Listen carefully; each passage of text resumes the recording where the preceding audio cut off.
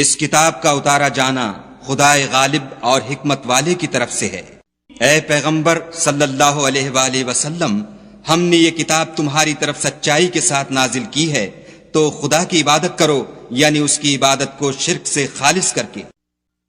دیکھو، خالص عبادت خدا ہی کے لیے زیبا ہے، اور جن لوگوں نے اس کے سوا اور دوست بنائے ہیں وہ کہتے ہیں کہ ہم ان کو اس لیے پوچھتے ہیں کہ ہم کو خدا کا مقرب بنا دیں، تو جن باتوں میں اختلاف کرتے ہیں خدا ان میں ان کا فیصلہ کر دے گا۔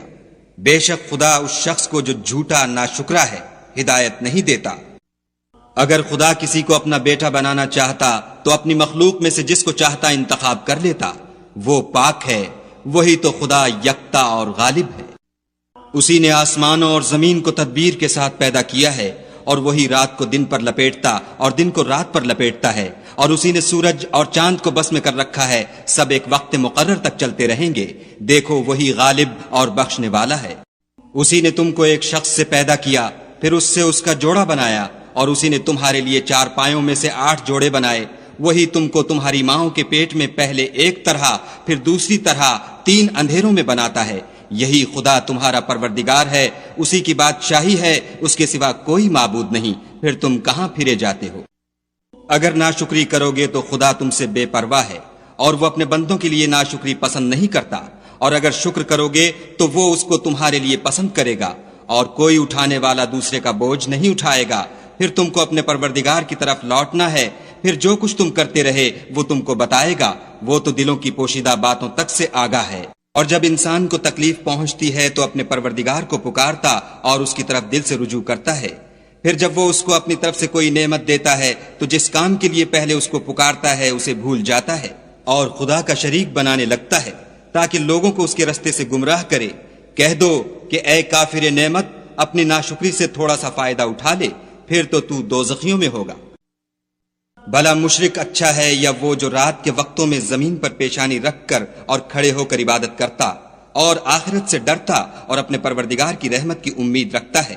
کہو بھلا جو لوگ علم رکھتے ہیں اور جو نہیں رکھتے دونوں برابر ہو سکتے ہیں؟ اور نصیحت تو وہی پکڑتے ہیں جو عقل مند ہیں۔ کہہ دو کہ اے میرے بندو جو ایمان لائے ہو، اپنے پروردگار سے ڈرو۔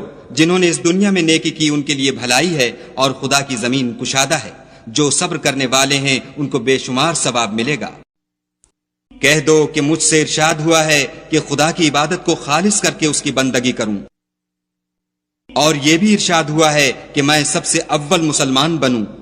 کہہ دو کہ اگر میں اپنے پروردگار کا حکم نہ مانوں تو مجھے بڑے دن کے عذاب سے ڈر لگتا ہے۔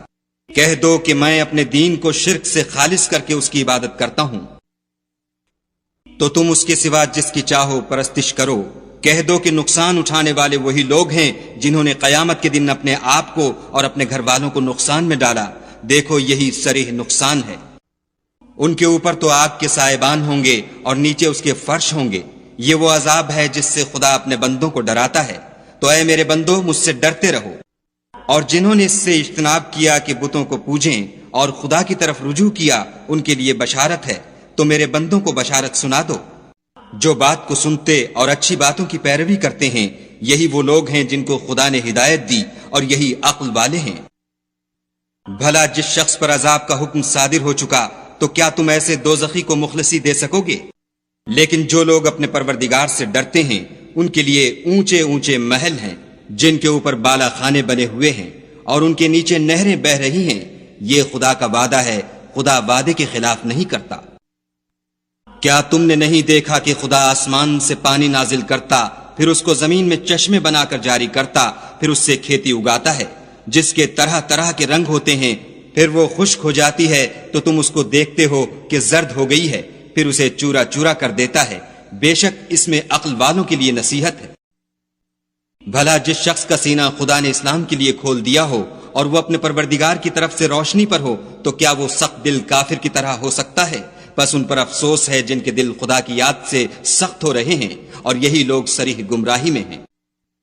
خدا نے نہایت اچھی باتیں نازل فرمائی ہیں، یعنی کتاب جس کی آیتیں باہم ملتی جلتی ہیں اور دہرائی جاتی ہیں، جو لوگ اپنے پروردگار سے ڈرتے ہیں ان کے بدن کے اس سے رونگٹے کھڑے ہو جاتے ہیں، پھر ان کے بدن اور دل نرم ہو کر خدا کی یاد کی طرف متوجہ ہو جاتے ہیں۔ یہی خدا کی ہدایت ہے، وہ اس سے جس کو چاہتا ہے ہدایت دیتا ہے، اور جس کو خدا گمراہ کرے اس کو کوئی ہدایت دینے والا نہیں۔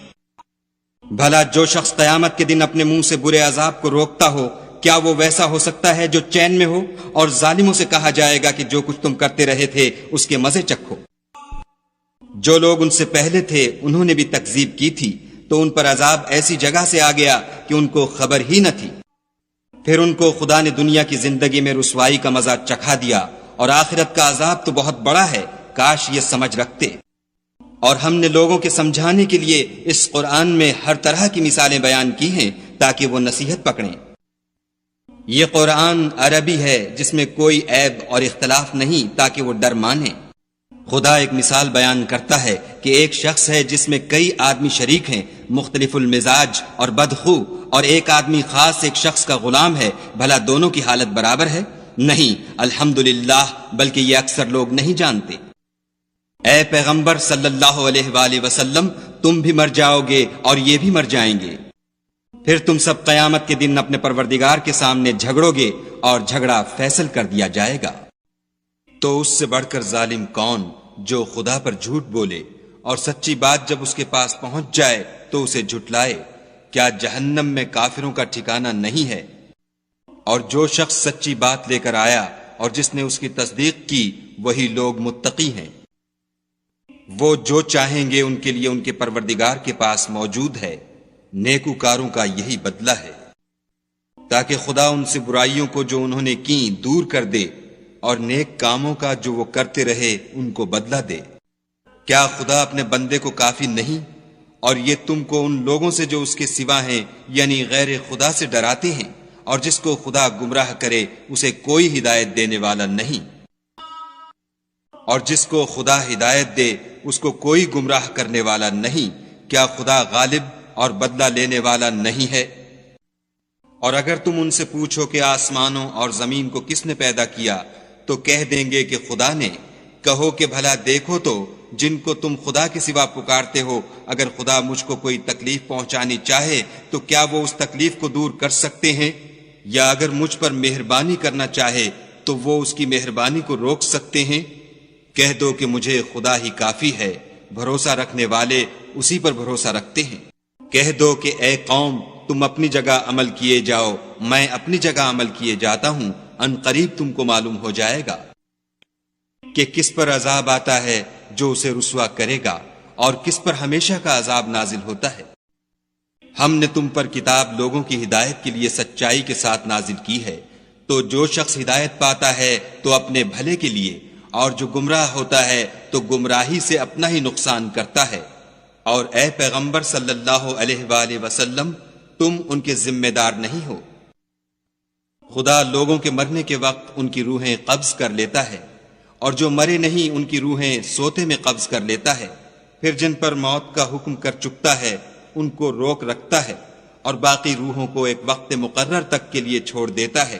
جو لوگ فکر کرتے ہیں ان کے لیے اس میں نشانیاں ہیں۔ کیا انہوں نے خدا کے سوا اور سفارشی بنا لیے ہیں؟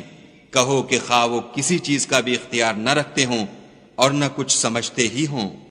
کہہ دو کہ سفارش تو سب خدا ہی کے اختیار میں ہے، اسی کے لیے آسمانوں اور زمین کی بادشاہت ہے، پھر تم اسی کی طرف لوٹ کر جاؤ گے۔